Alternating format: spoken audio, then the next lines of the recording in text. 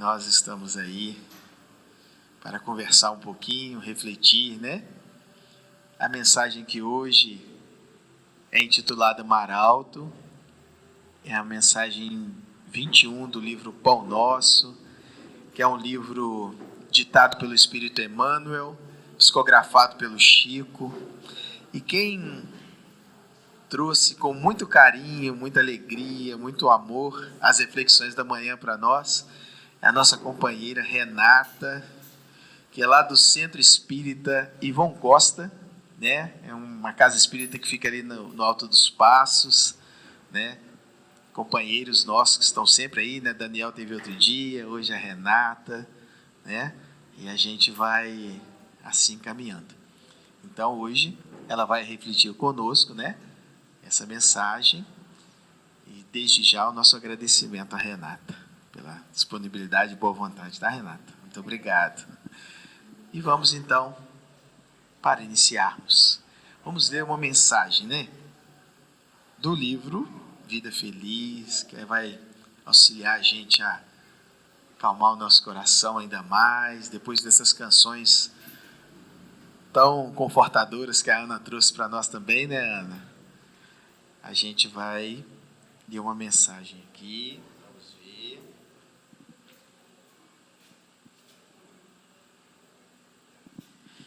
É a mensagem de número 89, né? Que diz assim para nós, ó: se a tua palavra não tiver o objetivo de auxiliar, não a apresentes para criticar. Há dois tipos de comportamento: o daqueles que fazem e o daqueles outros que ficam de palanque, apontando erros, criticando, atormentando a vida das pessoas. Faze quanto te seja possível, sem aguardar aplauso, nem temer pedradas. Torna-te membro do grupo que opera e fala com o objetivo superior de ser útil. Se os que dizem saber como se fazem as coisas deixassem de opinar e as executassem, o mundo mudaria de feição. Então, com essa mensagem, a gente vai pensando em Jesus, o amado e divino Mestre. A todos aqueles que, num ímpeto de muito amor, hoje vieram preparar esse ambiente desta casa bendita e acolhedora para receber os corações emanados pelo amor de Deus, para que daqui possamos, Senhor, sair fortalecidos e encorajados para os propósitos que a vida ora venha nos ofertar. E com a sua presença nos guiar, é que nós estamos aqui, Jesus, a lhe dizer muito obrigado pela tua presença entre nós, pelo teu acalento e pelo teu cuidado de todas as horas. Que a paz do Senhor esteja presente entre nós, e que os bons espíritos possam inspirar a nossa irmã, para que ela possa ser a portadora da mensagem luminosa do amor de Jesus. Muito obrigado, Senhor. Assim seja. Meus amigos, Renata conosco. Bom dia a todos.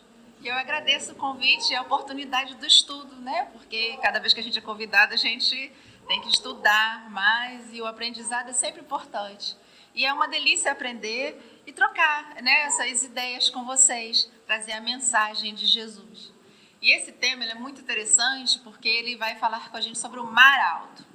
E aí, quando a gente vai aprofundar o estudo, a gente vê como que Jesus não desperdiçava uma palavra, e Emmanuel, como um bom discípulo, ele vai na mesma linha, ele não desperdiça nenhuma palavra. E aí ele fala do mar alto, e aí a gente foi estudar o mar. A gente sabe que esse mar que Jesus está falando aí, que o Emmanuel vai falar, é um lago. É o lago da Galileia, não lá porque já não tinha mar. Então eles falavam a região da Galileia, quando o Emmanuel, quando os espíritos citam, a região da Galileia era tipo Zona da Mata. Tem Juiz de Fora, Matiz, então era uma região geográfica e cultural, não era necessariamente uma cidade. Essa região da Galileia era uma região que ficava lá, aí tinha Nazaré, tinha Betsaida, tinha Tiberíades, algumas cidades no entorno deste lago. Esse lago ele tem 21 metros de comprimento por 23 de largura, então ele é imenso. A gente lembra assim, mais ou menos, a gente vê a Ponte Rio-Niterói, ela tem 13 quilômetros de comprimento. Olha como ela é extensa. Aí a gente joga isso para o mar, 21 quilômetros de comprimento por 23 de largura. Ele era imenso, e ele sustentava todas as cidades. Era um rio de água doce, sustentado pelo Rio Jordão. E ele ficava abaixo do nível do mar Mediterrâneo. Então mas ele era muito importante, porque ele sustentava todas as cidades. O comércio era a pesca. Então todo mundo se conhecia ali, por causa as culturas, tudo chegava por esse lago. Então ele era muito importante. E ali Jesus trabalhava com os pescadores, muitas passagens foram no lago, onde Pedro afundou foi no lago. Então tudo que Jesus se reportava, ele falava ao mar. Então era comum apelidarem o lago de Genezaré como mar. Então, sempre que a gente ouve falar, o Mar da Galileia é esse lago de Genezaré. Pela extensão deles, eles consideravam o mar, porque se vocês forem pesquisar na internet as paisagens, é a coisa mais linda. E naquela época, a natureza era diferente. Então, era tudo muito verdinho, tudo muito florido, porque a gente lembra de Israel hoje, vê aquela tristeza, aquela desolação.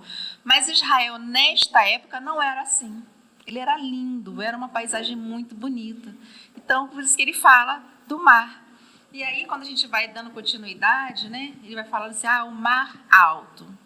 E aí a gente foi procurar, então, por que ele fala alto? Se ele era plano, a gente não ia para alto mar necessariamente. E aí nós encontramos em várias obras da literatura essa reportagem, por que ele falava em alto, em mar alto. Então nós trouxemos apenas 2 livros. Um é Chaves do Reino, que é do Espírito Onofre de Abreu. A gente já ouviu falar dele por causa do livro Primícias do Reino, né? Primícias do Reino, não, perdão. Luz Imperecível. Luz Imperecível, o Onofre de Abreu ajudou na organização. E é esse mesmo espírito, através da psicografia do Wagner Paixão, que é a Chaves do Reino. E o Caminho Espírita do Chico são vários espíritos. E aí nós pegamos a passagem do Albino Teixeira. Nas Chaves do Reino, ele vai falar por que ele fala mar alto. Ele diz que o mar alto é quando a gente precisa mergulhar na terra e enfrentar as nossas maiores dificuldades. Por isso que é o mar alto. E todo mundo passa por isso. São as nossas experiências mais intensas, as coisas mais difíceis que a gente vive. E a gente só vive quando a gente já está pronto. Então a gente pensa que o dia não vai aparecer, que a gente não vai sair daquela situação, mas a gente vai sim. E aí o Albino Teixeira, ele vai falar para a gente, ele vai usar dois paralelos. Ele vai falar assim, olha, imaginem um transatlântico, né, que é um navio incrível, muito bem montado, muitas peças utilizadas, toda uma arquitetura, tudo foi programado. Mas se eu não lanço ele no mar alto, para que ele serviu? Não adiantou. A gente tem uma arquitetura, uma obra imensa para nada. Aí ele vai falar, pense numa biblioteca, onde todo o conhecimento está lá e ninguém entra para ler. Ele vira um mausoléu do pensamento. Então, ele vai falar que a doutrina, ela vem como matéria-prima no mesmo esquema. A espiritualidade fala tudo, os mentores nos orientam a tudo, mas se a gente não vive, o que adiantou? Os mentores virem, as manifestações mediúnicas acontecerem, eles todos nos fortalecerem, mas na hora do meu testemunho eu fujo. Então, o que adiantou? Então, isso não serviu. Então, quando ele fala no mar alto, isso é muito importante. Ele fala que e a gente vai precisar, para entrar nesse mar, de um barco forte e de saberes profundos, dos livros. Então, o instrumento é importante e o conhecimento é importante. Daí a doutrina nos orientando a fé raciocinada. Porque aí eu estudei, eu sei, eu vi e eu vou dar conta. É isso que a doutrina vai falando para a gente. Por isso o Emmanuel usa esse termo, mar alto. É o nosso mergulho na carne, no mar da vida e o ápice das nossas dificuldades. Para que quando a gente volte para casa, a gente não precisa voltar vencedor, mas a gente sabe que fez o nosso melhor. Porque não é a chegada, é o processo, é o caminho. Por que a gente vai chegar? Isso é um fato, a gente já sabe, os mentores falaram, Jesus falou, nós seremos anjos, isso é um fato. Agora, como que a gente vai chegar lá? Né? A gente vai empurrado ou a gente vai com a consciência tranquila de que a espiritualidade está com a gente? Então, esses 2 livros, e dentre muitos outros, vão dar essa orientação. E aí a gente volta para o termo, para a passagem de Lucas, né? E quando acabou de falar, disse a Simão, faz achar o mar alto e lançai as vossas redes para pescar. O que foi a passagem? O Emmanuel só pegou isso. Mas na Bíblia tem o capítulo 5 todinho. O que aconteceu? Jesus sai de manhã cedo para pregar e vem aquela multidão imensa. Então, quando ele chega lá no lago, ele vê 2 barcos. Tinha o barco do Simão e do André, que Simão e André eram irmãos. E tinha o barco do Tiago e João, que também eram irmãos, e os 4 eram sócios. Jesus olha para o barco do Pedro e pede para entrar e afastar um pouquinho para que ele comece a pregar para a população. Pedro deixa. Então ele pega e eles estão de manhã, mas eles estavam cansados, eles estavam exaustos, que eles passaram a madrugada toda pescando e não conseguiram nenhum peixe, nenhum. E aí, depois que Jesus acaba de pregar, aí ele manda o Pedro ir para o mar alto. E aí o Pedro fala para ele, olha, eu vou porque é você que está mandando, porque não tem nada lá. Nós passamos a noite inteira, estamos exaustos, mas como é o Senhor que está mandando, então a gente vai. Essa é a passagem inteira do capítulo 5. Né? E aí, mas por que Pedro olhou para ele? Porque aí, o Jesus só vai convidar Pedro depois desse evento. Mas por que Pedro vai? Aí a gente vai lá. Deixa eu ver isso aqui. Por que Pedro vai? Daqui a pouco eu passo. Porque está lá no livro Trigo de Deus, da Amélia Rodrigues, que ela vai narrar esse fato. Houve um evento antes desse dia. O Jesus estava chegando em Cafarnaum. Todo mundo já tinha ouvido falar do profeta.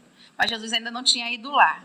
E o Pedro, ele era um homem, assim, cético. Ele já estava triste, já estava cansado, desgostado da vida, tinha família. Então, os pescadores, as pessoas mais humildes, em geral, elas não se apegavam muito aos profetas. Porque os profetas viam para a alta sociedade, para o clero, mas não tocavam no nome das pessoas mais humildes. E Jesus tocava, Jesus falava dos coxos, dos cegos, dos paralíticos, ele tinha vindo para os aflitos. Então, isso o Pedro sabia. Mas o Pedro estava achando que era mais um golpe, que era mais alguém que estava iludindo a população. Então, ele não estava animado com isso. E aí ele ficou sabendo que o profeta, que era Jesus, iria no sábado de manhã para Cafarnaum. E ele já ia pescar também. Mas aí ele pensou, eu não vou na hora que esse homem for. Mas como ele viu, porque ele ficou muito magoado. E aí eu estou contando com minhas palavras. Mas vocês leiam lá no Trigo de Deus, é o primeiro capítulo da Amélia. E ele ficou magoado porque ele começou a ver tantas pessoas pobres, os aleijados, as pessoas, sabe, sofridas, tristes, naquela friagem da madrugada para encontrar com Jesus, porque eles queriam ficar nos primeiros lugares. Mas, apesar dele estar chateado, tinha alguma coisa ali que ele queria saber, que ele não estava entendendo, que alguma coisa no coração dele estava dizendo que era para ele ir. Então, ele vê a multidão passando e ele vai atrás devagarzinho, seguindo a população. E aí, quando chega lá, Jesus começa a pregar, usar uma linguagem que eles conheciam, falar das dores do mundo, falar que o reino de Deus era para eles, que ele era o Filho de Deus e que eles estavam sendo convidados para a Boa Nova, que uma nova era estava chegando.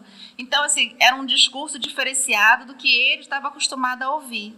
E Jesus pregava e parava um pouco, porque as pessoas tinham que raciocinar em cima do que ele falava.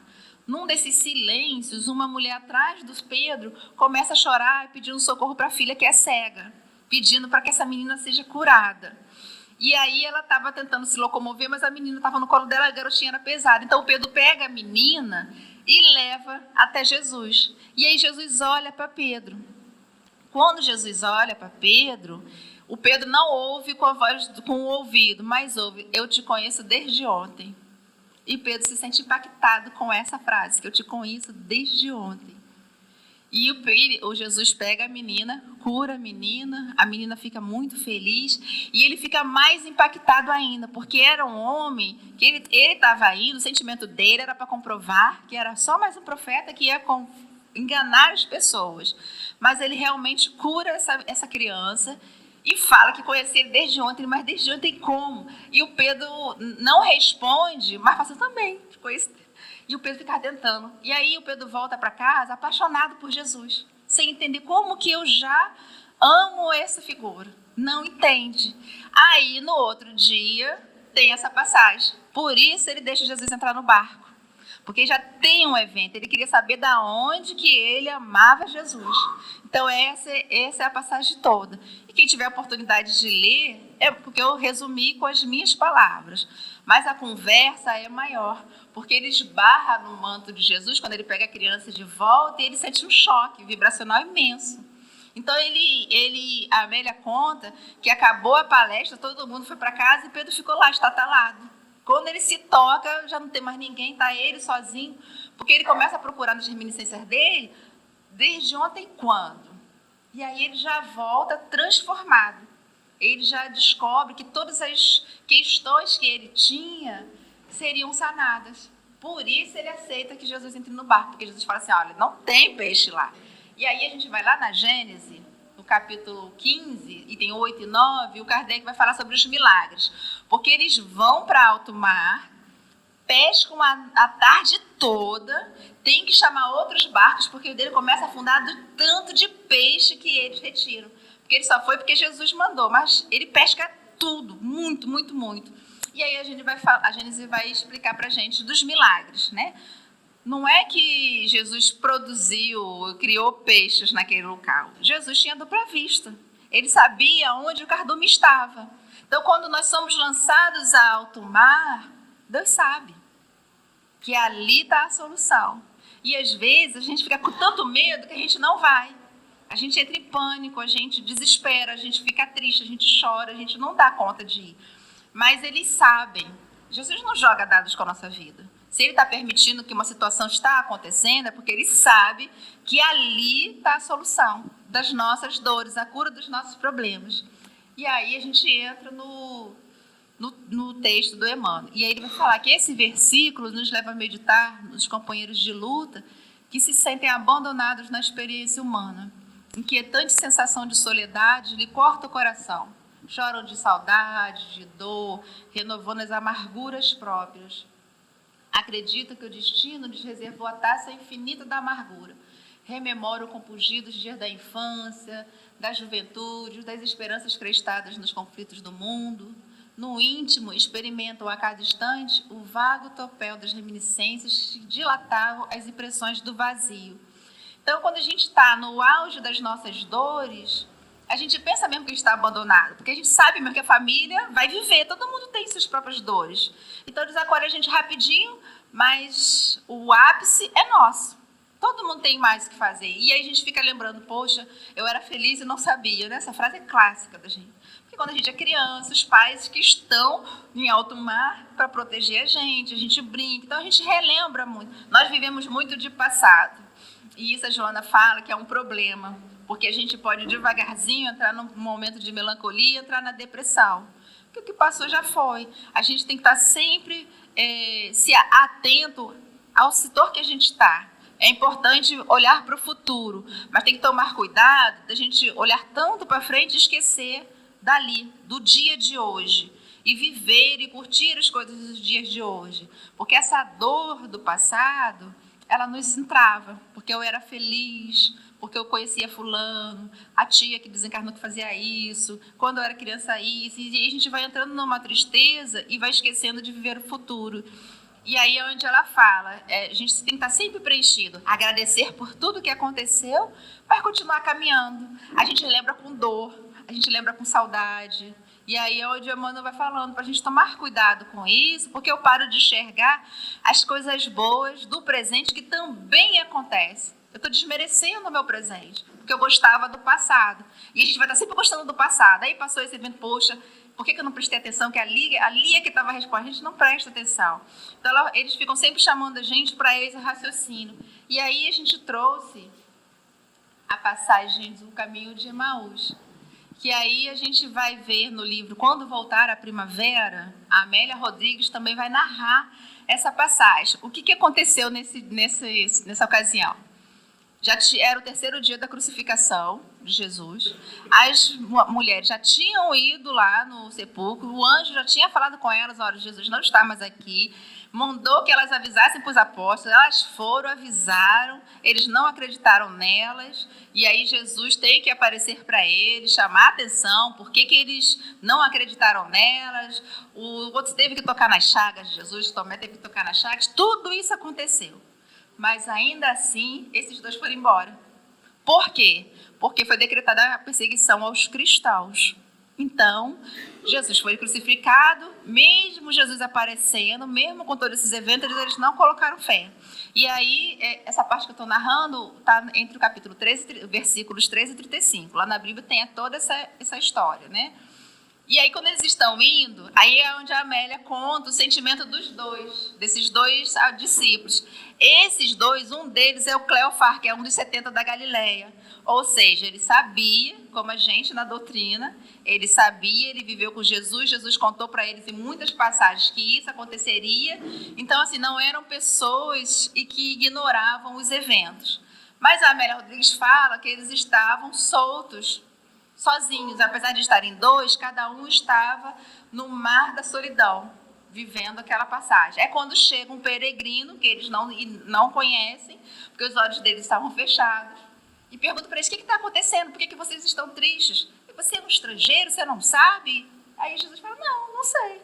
Aí começam a narrar o que aconteceu, a crucificação, e eles falam, não, mas a gente estava lá quando a pedra saiu, a Madalena já avisou para a gente que Jesus tinha ressuscitado, mas mesmo assim nós não conseguimos ficar lá, porque ele era a esperança de Israel, de libertar o nosso povo. E se ele foi crucificado, o que vai acontecer com a gente? Então, aí, esse peregrino, que eles não identificam que é Jesus, começa a narrar para eles desde Moisés, contando a história. Mas vocês não sabiam, não estavam nas escrituras? Aí começa a falar de Isaías para eles, começa a falar do Jeremias. Então, assim, que as profecias já existiam. E começa a relembrar eles todas as passagens de Jesus. Não era isso que ia acontecer? Ele não precisava ser crucificado para comprovar a ressurreição, que a morte não existe. E aí, nesse conversar, os 2 começam a se acalmar. E aí a Amélia fala que é muito distante, então que a caminhada é longa, levou um dia inteiro. Então, nesse dia, eles foram consolados, foram se acalmando, aí eles foram entendendo, não, realmente, é isso mesmo. Aí, quando eles chegam em Emaús, que já é de noite, o peregrino vai embora. E aí o Cleófas fala para ele, não vai embora não, porque é muito perigoso à noite. Senta aqui e come com a gente. Aí o peregrino aceita. Aí nisso que eles sentam, Jesus parte o pão e dá na mão de cada um. Aí eles enxergam que é Jesus. Quando eles veem que é Jesus, Jesus sorri e desaparece na frente deles. Aí eles voltam correndo para contar para os discípulos. Aí Judas tinha se enforcado. Então não tinha mais os 12, era só os 11. E aí ele conta tudo o que aconteceu. E aí é onde a Amélia vai falar que nós temos as nossas estradas de Emaús. Porque quando a dor vem, quando a gente é chamado, a nossa tendência é se sentir sozinhos. A nossa tendência é permitir que o medo tome conta da gente. E a gente foge. E a gente vê isso nas falas que a gente tem que o mundo está perdido. Que o que vai acontecer com a sociedade totalmente violenta. E a gente sabe que a gente está vivendo um processo de regeneração. A gente sabe que a casa está sendo toda destruída para ser reconstruída, que as coisas estão sendo mexidas. Mas a gente se deixa entrar nessa energia negativa de que as coisas estão difíceis. O que vai ser dos meus filhos? Meu neto vai crescer nesse mundo? E a gente não tem a confiança. E quando eles estavam no auge da solidão, Jesus estava lá. Os mentores estão aqui. estão do nosso lado, mas a gente se fecha. Mas ainda assim, ele não desiste da gente. Mesmo a gente não entendendo, a gente não reconhecendo, a gente sabe que nossos mentores estão fazendo de tudo para nos socorrer. Aí depois que sai, aí depois que eles entenderam, aí eles viram que Jesus passou o dia com eles. E eles nem perceberam. Então, depois que a gente sai, nossa, como foi que eu saí dessa dificuldade? Eu nem sei como eu saí dessa situação. Nós saímos porque estávamos amparados, porque nós estávamos protegidos. E aí, o Emmanuel vai continuar. Entretanto, essas horas amargas pertencem a todas as criaturas mortais. Se alguém não viveu em determinada região do caminho, espere a sua oportunidade. Porquanto, de modo geral, quase todo espírito se retira da carne, quando os frios sinais do inverno se multiplicam em torno. Então, a gente vai viver isso, né? A gente vai desencarnar e é importante que a gente chegue lá sabendo que a gente fez o nosso melhor. Vai chegar. Toda vez que a gente mergulha no mar da terra, a gente já sabe. Agora, a gente vai ter o bem sofrer ou o mal sofrer. Porque isso está no Evangelho, a gente pode escolher. Então, assim, não adianta. Mas se eu fosse rico, felicidade dinheiro não traz felicidade, mas manda buscar. Né? A gente gosta dessas frases. Mas não é isso, porque todos temos aflições. Se não é dentro da nossa casa, é um parente, é um amigo, é um filho, que às vezes a gente tem doenças que o dinheiro não cura. Ele administra algumas situações. E a gente sempre acha que se eu tivesse com a dor do outro, eu resolveria. A gente não resolveria. A gente não daria conta. E cada um tem as aflições que já dá conta. Por isso a gente já pode entrar no mar. A gente não está abandonado. Jesus não foi tomar café na nossa hora. Não foi. Eles estão sempre atentos com a gente. E aí o Emmanuel continua. Insurgindo, pois, a tua época, convence-te de que chegaram para a tua alma os dias de serviço em mar alto. O tempo de procurar os valores justos, sem o incentivo de certas ilusões da experiência material. A gente vive muito sozinho, a gente se sente sozinho, mas a gente não está. E uma coisa muito interessante, que quem já leu o livro Paulo e Estevão, tem uma passagem lá falando sobre o navio e a tempestade. Ele está preso há 2 anos já, acho que é Cesareia, em Corazim, e aí o pessoal fica assim, vamos mandar ele para Jerusalém? Por quê? Apesar de Paulo estar preso, ele tem o respeito de todos os guardas, né? O pessoal que está cuidando dele, porque ele era um homem diferenciado. Então, Lucas levava as cartas para ele, o papel para ele escrever as cartas, ele começa a escrever as epístolas, mas ele estava causando um grande constrangimento, porque ele era um prisioneiro diferenciado, então queriam jogar ele de volta para Jerusalém, mas e como ele alegava que ele era romano, então ele tinha que ser julgado em Roma, porque se ele fosse para Jerusalém, ele ia ser crucificado, e ele sabia disso. E aí chega um navio que vai para Roma, e aí decidem colocá-lo nesse navio. E o comandante desse navio, que era Flávio, uma coisa que eu não recordo totalmente o nome dele, tinha muito respeito por ele. Então ele vai como prisioneiro, já tem que levar mercadorias, muitas farinhas e um outro pessoal, e eles vão. Quando eles vão abastecer em uma outra cidade, é avisado para eles que estava se aproximando uma tormenta, que eles não pegassem o mar alto, porque lá eles não sobreviveriam. E Paulo concordou e falou que realmente, para eles tomarem cuidado, porque eles ouviam, assim, indiretamente, o que Paulo dizia, apesar de eles terem as cartas náuticas, apesar de nem todo mundo gostar dele, mas ele tinha uma certa influência, e ele concordou. Só que o dia estava bonito, eles foram. É um capítulo grande esse, e eu só vou contar um pedacinho. Eles foram. O que aconteceu? O furacão chegou, quase matar todo mundo. O que eles fizeram? Correram, colaram no Paulo, para saber, porque era Paulo, né? Então ficou todo mundo lá, os escravos, as mulheres, as crianças, o comandante, o soldado, ficou todo mundo agarrado com ele. E esperando, e porque ele falou que a tempestade ia passar, né? Eles realmente passou, mas o que eles tiveram que fazer? Jogar fora todo o excesso de peso material que eles tinham no barco. A farinha, as joias, os baús que tinham mais peso. Eles começaram a se desfazer e ficaram só eles. Todo mundo tenso. Passou e eles ficaram à deriva por 14 dias. Mas o Paulo falou assim, olha, tudo bem, vamos ficar à deriva, mas a gente vai sim achar a terra firme.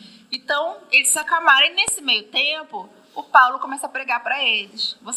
Pregar sobre o mar alto e comparar com a vida. Vocês estão vendo que na dor, na dificuldade, estamos todos aqui, os escravos, os soldados, as mulheres e as crianças. Aí tem um personagem importante lá, que eu não recordo o nome, um dos comandantes, ficou horrorizado quando ele olhou que tinha um escravo lá dele, sai de perto e volta para viver a vida dele. Então não foi todo mundo que aceitou. E ele falou uma coisa: nós fomos aconselhados a não vir. A gente não precisava ter passado por essa tormenta, porque foi muito desesperador. Eles perderam muitas coisas. Não precisávamos. Por que a gente não ouve conselho? Então, muitas coisas que a gente vive não precisava ter vivido. E tem coisa que não deu nem tempo da reencarnação anterior chegar com a cobrança, porque a gente já arrumou encrenca nessa vida e a gente já está se aborrecendo com coisas dessa encarnação que não precisávamos ter, porque nós não ouvimos. A gente faz uma prece e fala para Deus: Senhor, eu gostaria que isso acontecesse, mas se puder, eu gostaria. A gente sempre tem isso. E às vezes a gente ouve o conselho e a gente paga para ver. E a gente vê muitas coisas isso, não precisava ter ido. E aí vem aquele, tá vendo? Te avisei. Os mentores jamais vão falar isso. Jesus jamais vai falar isso. Jesus vai curar, vai, não peques mais, tá tudo bem. É isso que a espiritualidade fala. Mas muita coisa a gente não precisava. Então Paulo tem um discurso muito bonito, comparando o que eles viveram, as coisas materiais que eles tiveram que se desfazer para poder seguir a vida deles. E nós vivemos, sim, no mundo ainda, onde as coisas da matéria nos chamam muito.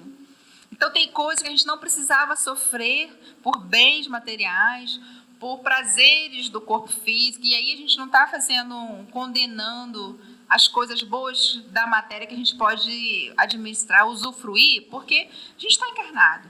Mas, às vezes, a gente transforma aquilo numa coisa mais importante do que a nossa vida. Eu preciso guardar dinheiro, porque se algum dia...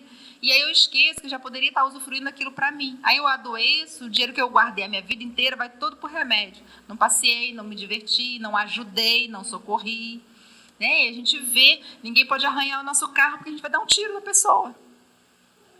Com coisinhas que a gente vai valorizando a mais do que a nossa vida, o nosso bem-estar, o socorrer ao próximo, o me doar. Então, são coisas que a gente vai vivendo e aí ele foi vendo, nós chegamos em terra firme. Aí é só que eles chegaram com prejuízos, porque quando eles estavam chegando em terra firme, o que muitos escravos fizeram? Pularam do navio. Os que sabiam nadar, pularam. Então, assim, eles perderam uma massa de força, de pessoal muito grande, porque quem pôde aproveitar para se libertar por causa da situação, foi embora. Então, é uma passagem bonita dele trazendo para a nossa vida coisas que a gente se prende e sofre, e quando a gente se liberta, porque eles tiveram que liberar a farinha, tudo que eles estavam levando de mantimentos para sobreviver. Então, a gente tem que se libertar de coisas, de valores, de sentimentos, da nossa opinião, para a gente conseguir sair daquela situação. E não é fácil. Mas se a gente não vai pelo amor, a gente vai pela dor, né? E aí o Emmanuel continua, que se te encontras sozinho, se te sente abandono, lembra-te de que além do túmulo, há companheiros que te assistem e te esperam carinhosamente. Porque o esquecimento, ele é muito difícil. Aí a gente vai lá numa conversa da dona Laura, ela vai reencarnar. E ela está muito preocupada. Né? Tem uma reunião anterior, onde o Ricardo, que é o marido dela, que já está reencarnado, aparece para eles, né? Tem todo aquele encontro. E no dia seguinte, ela vai fazer uma reuniãozinha pessoal com os mais chegados, né? E ela não está interagindo com a noite. Está todo mundo bem, conversando, mas ela está tensa. E aí o ministro vai perguntar para ela o que está acontecendo. E aí ela conta para ele: eu tenho receio daquele ouvido temporário que nos precipitamos. Sinto-me qual enferma que se curou de numerosas feridas, e, em verdade, as úlceras não mais me apoquentam, mas eu conservo as cicatrizes. Bastaria um leve arranhão para voltar à enfermidade. E aí ele vai responder para ela: não se preocupe, portanto, minha amiga, exclamou o ministro Genésio sorridente, terá ao seu lado inúmeros irmãos e companheiros a colaborarem no seu bem-estar. E aí a conversa continua. Por quê? Porque ela estava sentindo medo.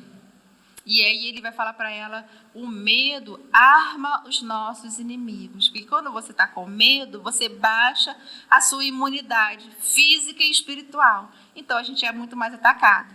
Tanto que nos capítulos anteriores desse mesmo livro, Nosso Lar, tem uma passagem quando a Segunda Guerra começa e todo mundo começa a ficar preocupado, porque eles têm parentes encarnados. Então, a veneranda ela vai chamar todo mundo para ter uma reunião e ela vai falar do medo, né, do perigo da gente sentir medo. E o André Luiz começa a questionar, mas como assim? E aí eles falam que eles têm um curso lá contra o medo. Existe um curso específico contra o medo, porque o medo, eu armo o meu inimigo, eu conto para ele todas as minhas fragilidades e eu coloco na minha cabeça que eu não sou capaz de vencer aquilo. Então, a angústia é comum, porque é um problema que eu tenho que resolver. A preocupação, ela é comum, mas o medo paralisa. Por medo, eu mato uma pessoa, eu ataco. Por medo, eu não faço nada. E atacar e não fazer nada é perigoso. Então, eu tenho que tomar uma atitude racional, com calma, com inteligência emocional. Não é uma coisa fácil de se fazer. Porque quando você está vendo, você está doente, você está desempregada, as contas estão chegando, a gente entra em pânico. A gente tem medo. E aí, no medo, eu começo a aceitar a opinião das trevas de que eu sou incompetente, de que eu não vou conseguir, de que eu não vou reagir. E eu não me movimento. E eu não entendo que, às vezes, aquela dor, aquela vivência, é porque eu preciso despertar em mim alguma coisa. Eu tenho que ter um aprendizado de alguma coisa. Deus não joga dados com a nossa vida. E não vai ser de hoje você vai ser morador de rua, hoje você vai ser um grande milionário, hoje você vai ser um excelente político. Não é desse jeito. São reações, são aprendizados de acordo com as nossas ações. Não é fácil, é muito difícil. E aí, essa conversa, ela continua. E aí, ela vai modificando o pensamento dela. Porque como que ela já vai reencarnar falida? Como que ela vai desenvolver a vida dela? Então, ele fala, olha, você tem que mergulhar na vida com calma. Porque a gente está aqui. Você tem milhões de bônus horas. A gente gosta de você, a gente te ama.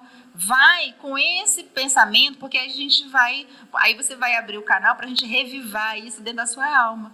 Porque quando eu estou com medo, eu baixo a minha vibração. Os mentores estão com a vibração lá em cima. Eu desconecto deles e conecto com as energias inferiores. Não é de propósito, é porque eles não têm como sintonizar com a gente, porque a gente desconectou deles. Então, o medo ele é muito perigoso. Então, é isso que a gente tem que trabalhar. Mas a gente ainda está aprendizado, porque a gente sente medo sim, a gente fica angustiado sim. Mas, como a doutrina nos ensina que a gente não está desamparado, então que essas lágrimas, que esse medo não seja de revolta e nem de falta de fé, seja porque a dor dói, seja porque a gente está realmente com dificuldade. E aí no Caminho, Verdade e Vida tem um capítulo chamado Lágrimas, onde o Emmanuel vai falar para a gente, olha, chore sim, sinta dor sim, porque aí ele vai falar, ó, o Pedro, quando o galo cantou pela terceira vez, ele chorou. Maria chorou no Calvário, o Paulo chorou na estrada de Damasco. O que eles não tiveram foi revolta e nem falta de fé. Porque a gente sabe que a Maria orou a Deus para tirar o filho dela daquela situação. Tem uma passagem linda que ela pede para não conseguir. E ela não é atendida. Mas aí ela fala, faça-se de mim a sua vontade, diz a serva do Senhor. E aí ela vai sustentada e aí ela continua socorrendo a humanidade, né, dando continuidade ao trabalho de Jesus. É isso que o Emmanuel está falando para a gente fazer. Mas a gente se acovarda, a gente fica com medo, a gente se acha inferior e a gente se permite entrar na melancolia. E aí a gente desconecta com Deus, aí o vazio existencial cresce e aí a gente sai pela porta do suicídio. Que é o que está acontecendo. Falta de esperança. Não tem coisa pior do que a falta de fé no futuro. Então, é isso que o Emmanuel vai convocando a gente. E aí existe uma história muito bonita de Jesus. Eu não vou ler tudo, tá? Só algumas frases, porque o Bartolomeu e os apóstolos desse livro Jesus no Lar, que era o Evangelho no Lar, que Jesus sempre fazia com os apóstolos depois de um dia de trabalho. Então, numa dessas conversas, eles estavam tentando entender como é que Deus socorria os filhos. se era o tempo inteiro, se existia alguma oração sem resposta. E Jesus falava que não. E aí Jesus conta para eles uma história. Fala que um instrutor dos mandamentos divinos tem que ir de uma aldeia para a outra. Só que quando ele sai de casa, já é noite. Então ele faz uma prece a Deus, rogando proteção no percurso. E aí ele pega um cachorrinho vira-lata e vai junto. Só que nesta noite que ele vai, é uma noite nublada, sem lua e sem estrela, que era por onde ele se guiava para saber o caminho. Então ele não sabe que lado que ele vai. E aí ele pega e vê uma... Como ele vê que está escuro demais e ele não tem como continuar, ele vê uma cova muito confortadora. Então ele pega e vai entrar nessa cova para dormir. Só que quando ele chega perto, moscas vorazes atacam ele. E aí ele não consegue entrar. Então ele tem que ir embora. E aí ele continua andando e ele se depara com uma... Deixa eu ver aqui. Com uma ponte. Ele vê uma ponte que passa por cima de um lago e lá na frente vê uma areia bem branquinha. Aí ele fala assim, eu acho que esse caminho é bom. Quando ele pisa nessa ponte, a ponte está podre. A ponte se desmancha toda, então ele não consegue fazer a passagem.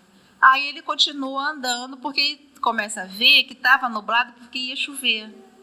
Então começa aquela ventania e ele vê uma árvore muito frondosa e fala com raízes bem grandes. E aí ele pensa, eu vou me encostar nessas raízes por causa da chuva. Só que o vento é tão forte que começa a quebrar o galho dessa árvore.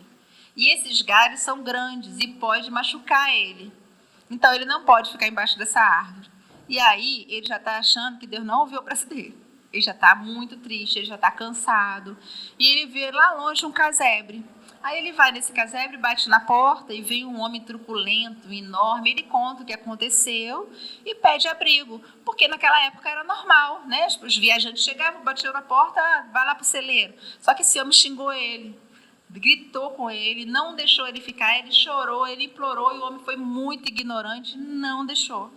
A chuva apertou e começaram os raios. O cachorrinho dele se assustou com os raios, começa a latir e vai embora. Então ele dorme pegando toda aquela chuva da noite, sem proteção, ao relento, e teve que se afastar bastante da casa porque o homem disse que ia bater nele. Então ele chora a noite toda de abandono. E aí de madrugada, já quando está amanhecendo, ele ouve muitos gritos, muitos palavrões, muita coisa, barulho de pancada, mas ele fica quietinho. Quando amanhece, aí ele vê que ele estava indo para o caminho totalmente errado, ele estava indo ao contrário de onde ele devia ir. Então ele volta naquela casa e aí descobre que aquela casa foi invadida por ladrões, mataram a família inteira. Se ele tivesse ficado na casa, ele teria sido morto. E aí quando ele volta, que ele vai olhar aquela árvore que ele não ficou, ali era um ninho de víboras. Se ele tivesse entrado ali, as cobras teriam matado ele. Por isso que ele não pôde ficar ali. Quando ele vê a ponte, aquele terreno branquinho, ele era movediça. Se ele atravessa a ponte, ele tinha afundado e morrido ali também. E a cova onde ele ia dormir é um abrigo de lobos, que comeriam ele da mesma forma. Então, ele faz uma prece de agradecimento a Deus, porque ele foi salvo a noite inteira. E aí Jesus vai falar para ele que o Pai ouve sempre as nossas rogativas, mas é preciso discernimento para compreender as respostas deles e aproveitá-las. Então, quando Deus não permitiu que ele fosse amparado e socorrido por quem ele gostaria, é porque sabia que aquilo não era bom para a gente. Porque quando a gente ora e pede socorro para Deus, a gente conta para ele como é que poderia ser o socorro. A gente não se entrega 100%. Senhor, a gente não faz isso. A gente vai, olha lá, hein? Estou na sua mão, mas presta atenção. A gente tem esse receio. E a gente tem até medo de fazer prece e pedir. Vai que vem alguma coisa que a gente não vai dar conta. Então, é essa confiança que a gente tem que ter. E a gente tem que saber que a gente está em alto mar, mas que a gente tem que prestar atenção que se a doutrina está aqui, ela está nos oferecendo um barco seguro e ela está nos oferecendo os bons livros, café raciocinário, então ela vai me dar toda a oportunidade do socorro.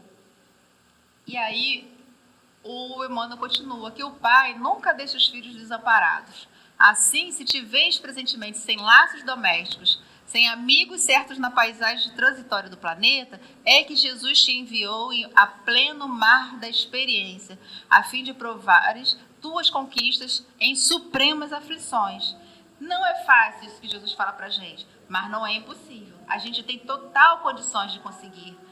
E aí, a gente trouxe uma passagem muito bonita, que quando Jesus vai falar para a gente, que a gente precisa se envolver, a gente vê a Madalena, ela tinha aquela vida dela, né? Ela tinha, quando Jesus a convoca e fala para ela, que ela olhasse pela janela e visse toda aquela lama e uma flor nascendo numa casa abandonada, a beleza daquela flor, que ela era aquela flor, que ela poderia viver. Olha tudo que ela sofreu para seguir Jesus. Ela foi lançada no mar alto, mas ela não percebia que a vida dela de prostituição já era uma vida sofrida e dolorosa. Ela tinha consciência, mas a vida dela começou quando ela, com todo o conhecimento, ela resolveu seguir Jesus. Aí as coisas ficaram muito piores no primeiro momento da vida dela.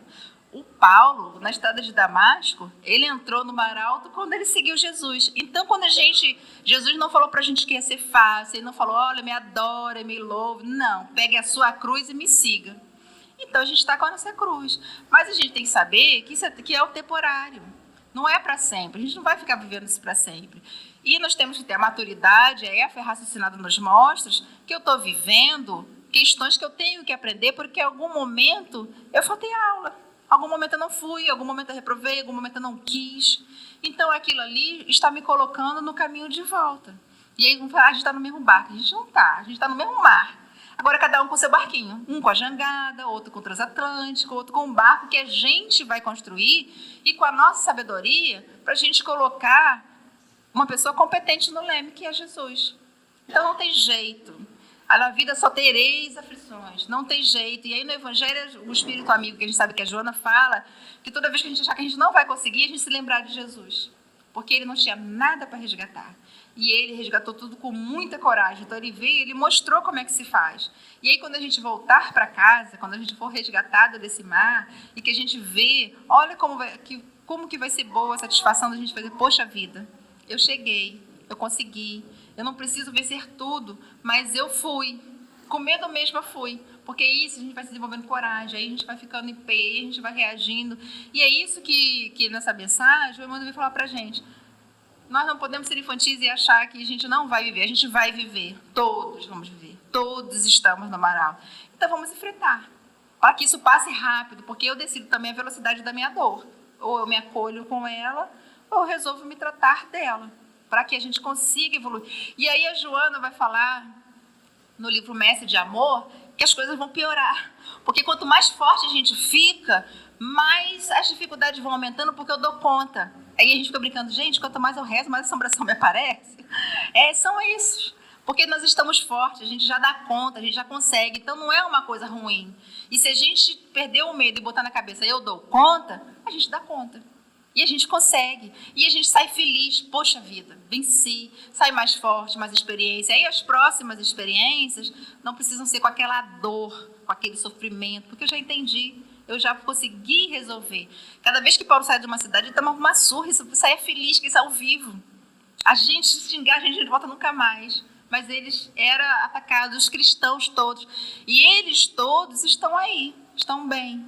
E a gente, que não lembra de já foram para casa, que não quer sofrer, a gente está aqui reencarnando, até a gente se tornar forte. E a gente vai se tornar forte e com todos os nossos amigos espirituais que avalizaram essa encarnação. Porque a gente vê o Segismundo, vê a Dona Laura, mas nós também temos amigos, nós também somos boas crentes. A gente tem uma pleiade que está lá avalizando a nossa encarnação, se a gente sintonizar com eles, o nosso anjo da guarda, era quando a gente tem essa casa, que se a gente orar para cá, a gente vai ser socorrido, nós estamos matriculados aqui. Então, do que é que a gente tem medo? Se a gente já sabe, a gente não foi enganado. Então, que Jesus nos abençoe, nos fortaleça, nos dê esperança, porque isso não pode faltar de jeito nenhum. E mesmo que venha aquele medo, que a gente vá com medo. Porque no meio do caminho, a vida vai encontrar a gente e a gente vai superar tudo isso. E a gente vai chegar satisfeito. Poxa vida, venci. Menos um dia. Olha como que isso é bom, porque sofrimento é ruim, sentir raiva é ruim, ficar magoado é pesado, dói na gente. Então, que a gente consiga se libertar, que a gente consiga caminhar. E quando a gente não aguentar, a gente chama Jesus, porque ele já disse, me chamem, eu estou aqui, meu jugo é suave, meu fardo é leve. Vamos me chamar, mas vamos entender o socorro dele. O que é que ele está patrocinando para a gente, porque é tudo por amor.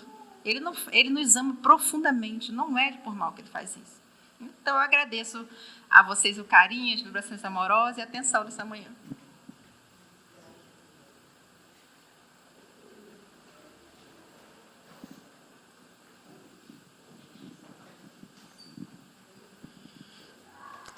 Bom, gente, depois das nossas reflexões, né?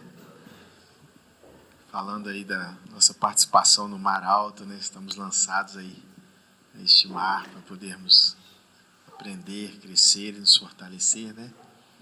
Que a gente possa retornar aos nossos lares realmente encorajados e fortalecidos, né? Os desafios que ora possam nos visitar aí em favor da nossa evolução, do nosso crescimento e do desenvolvimento da nossa fé, né? Essa fé de confiar, de se envolver, né? Com esse Cristo que cuida de nós com tanto carinho, com tanto zelo, né? Então a gente vai agora fazer a nossa prece. Seguidamente teremos o passe. Aqueles que desejarem, né, podem aguardar no salão. Seremos convidados aí aos grupinhos de 9. Tá?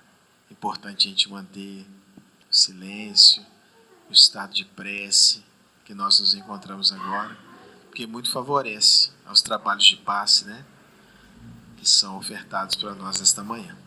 Tá? E mais uma vez lembrando que a gente tem o programazinho, né, da casa, todos os grupos de estudo, horário, as atividades que nós temos durante a semana. Vocês podem levar para casa com carinho. Aqueles que desejarem participar conosco serão muito bem-vindos, será uma alegria a gente poder caminhar junto, tá bom? Então vamos nesse instante aproveitar esse momento de aquietação íntima do pensamento, para poder pensar em Jesus e a Ele agradecer a oportunidade de aqui estar, buscando o Senhor, no refletir, no conhecer dos Teus ensinos, à luz da doutrina espírita, oportunidade de nos fortalecer, de nos encorajar, de ter em nossos corações renovados a esperança, a resignação, de podermos exercer a nossa fé de maneira a compreendermos melhor a proposta de amadurecimento que o Senhor tem para cada um de nós.